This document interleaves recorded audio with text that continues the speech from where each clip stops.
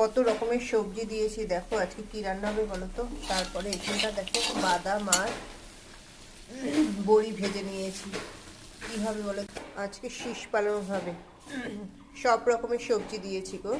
লাস্টে ফুলকপি আর তোমার দিয়েছি কেন, বেগুন তেল টেনে যায় তাই জন্য লাস্টে এটাই ভেজে নিলাম। হালকা আমি ভাজা দিয়েছি, এবার শাক ছেড়ে দেবো।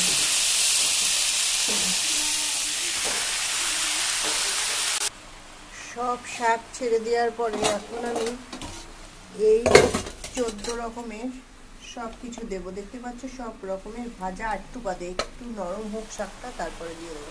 শাকটা আমার অনেকটা হয়ে গেছে, এখন সেই সবজিগুলো সব ঢেলে দেবো। সব সবজি ঢেলে দিয়ে এখন আবার একটু কষাবো। এর ভিতরে অ্যাড করলাম একটু লঙ্কার গুঁড়ো, একটু ধনের গুঁড়ো। দেখতেই পাচ্ছ ধনেতে সেন্টটা ভালো হয়।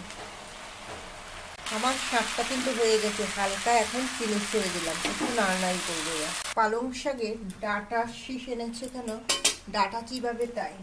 তার ভিতরে তোমরা যদি এরকম সব সবজি দাও তাহলে কেমন লাগবে বলো তো খেতে। এখন দিয়েছি দেখতেই পাচ্ছ বাদাম আর ডালের বড়া, কেমন লাগবে বন্ধুরা। ওহো, আমি কিন্তু এটা পুরো যত্ন সহ করে ভালো সুন্দর করে রান্না করলাম বন্ধুরা। একবার বাড়িতে টেস্ট করে দেখো, এরকম একটু একটু শাক খাবে, একটা একটা করে বাদাম মুখে পড়লে কেমন লাগবে। লাইক শেয়ার কমেন্ট করো যদি ভালোই লেগে থাকে।